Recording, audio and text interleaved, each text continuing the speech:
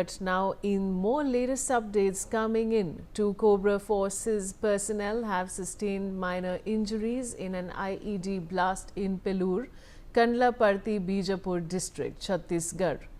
The incident took place during an anti-Maoist operation in the area. The two injured personnel have been sent to Raipur for further treatment. On this, IG Bastar P. Sundaraj has given a statement stating, and I quote, "Their condition is stable and out of danger." I have Deepak Vishwakarma joining me with more details. Deepak, what more can you tell us? All right, we'll try and reconnect with my colleague, but of course, in the latest updates that we're sharing with you viewers, two Cobra Forces personnel have sustained minor injuries in an IED blast in Pelur, Kandlaparti, Bijapur district. I have Deepak Vishwakarma joining me with more details. Deepak, what more can you tell us?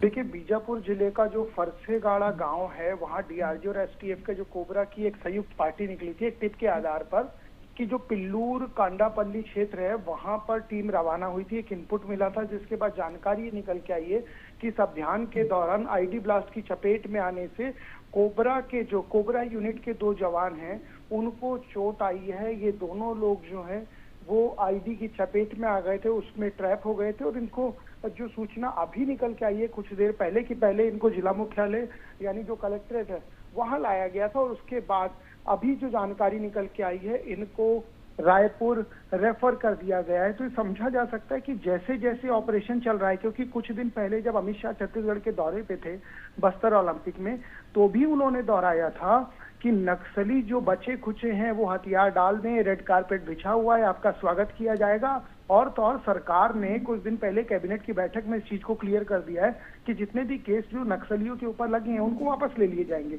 उन सब के बाद भी यदि नक्सली इस तरह की कायरतापूर्ण हरकत कर रहे हैं तो ये समझा जा सकता है कि ये मारे जाएंगे, ये स्पष्ट कर दिया है।